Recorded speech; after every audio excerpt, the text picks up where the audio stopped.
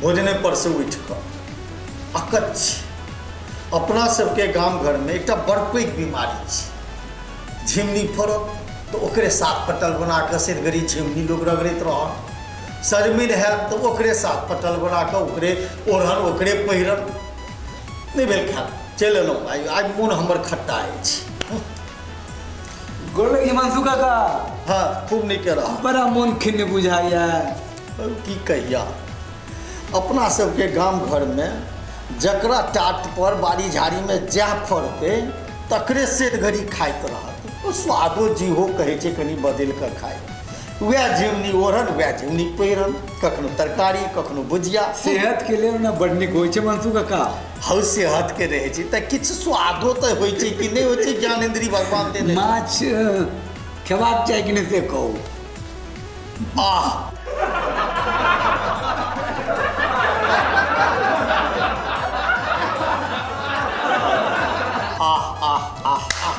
जे कान सुनेला से आँख देखावा जमीरी ने वो 6 बारी में कि लेने चल। मंतु काका सैद्धांतिक बात पूछलहुँ हैं। तहन महानर्थ कैला। एहो एना भोजन काल में ककरो पूछिए तो ही खाए आ कहे लाभ तो कहब जे सिद्धांतिक दृष्टि पूछलहुँ हैं। चौलपनी के कोनो जवाब छ? ई पिटंडीपन ठीक नहीं लागल हमरा। नहीं वो एगो पंडित जी आयल छथिन से कहै छथिन जे माछ नहीं खेबाक चाही। बाबाजी छथुन। हाँ तो हुनका की पुछियौन जे माछ नहीं खेबाक चाही तो की खेबाक चाही? काँट। नहीं वो कहै छथिन जे हमर सबके जे दाँतक बनावट छै ने से माछ खाय वाला नहीं छै। तो हम जो माछ खाई छी से बिलाड़ी के दाँत पैच लक। नहीं मतलब हुनकर कहे के मतलब छलै ना जीव हत्यो तो छलै ना कोनो मतलब। जीव तो वनस्पतियों में छे तमैट खा कऽ हुनका। नहीं एहन जीव से हुनकर मतलब छलै ना जे प्रस्फुटित नहीं भेल होय मतलब जे भऽ गेल होय। तो से तो अंडो में नहीं रही छै। क्या नहीं खाई छथुन तोहर बाबाजी अंडा? यौ मंसू काका अहाँ तऽ बात के बतंगर बना दै छी। जीव हत्या कोनो बात होइ छै कि नहीं? अहिंसा कोनो बात छै कि नहीं? तैं कहल जा है न जे जीव तो कण कण में जतेक अछि वनस्पति अछि सब किछु में छै जीव। कहै के छै हाँ हुनकर जे इष्ट देवता राम छलखिन हाँ से पहले ई सब चीज बारलखिन। रामायण में स्पष्ट लिखल अछि मीन पीन पाथीर पुराने भरि भरि भार कहारन आने।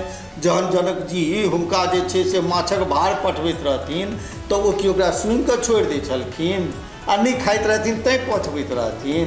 हाँ से तो बात है मिथिला मिथिला में चोरन जहन जंगल गेल रहे तो हिरन के शिकार किया कर गेला। बात तो बड़ा एकदम सटीक बात है तो तर्कक बात है। ओकर मौस हुनका चाहियन बगछल्ला सीता के हिनका चाहियन ओकर मौस चलि गेला जकर एते दुर्भाग्य देखला। खैर वो सब तो लोग कहै छै जे लीला छलै किछु छलै लेकिन भोजन के जे बात छै पान माछ मखान की कहाँ तो बड़ गुण छै माछ।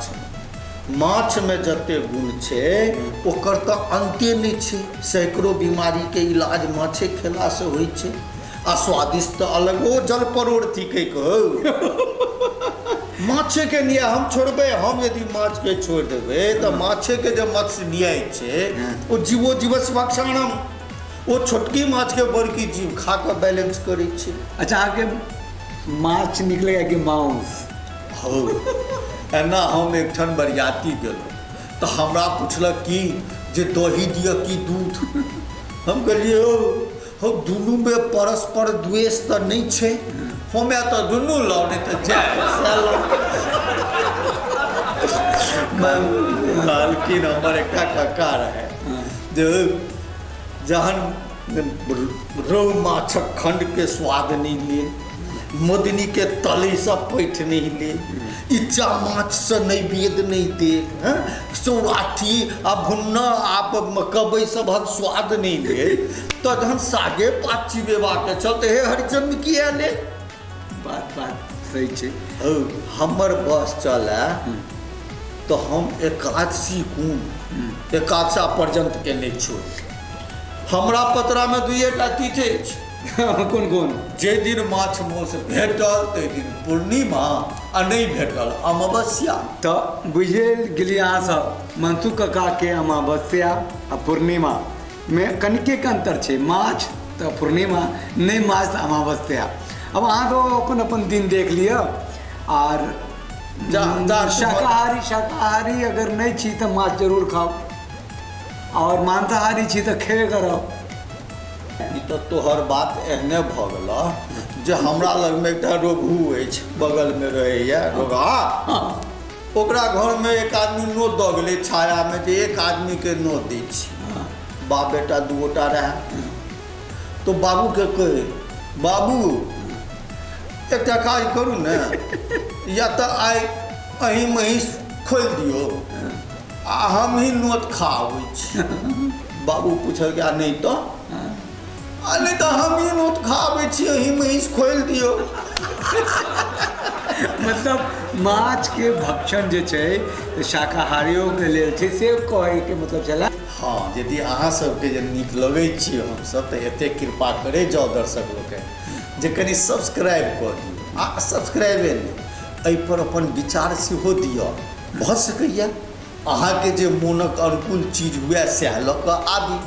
सब्सक्राइब केनाइ जरूरी। तो चलू अखन के लेल प्रणाम, नमस्कार।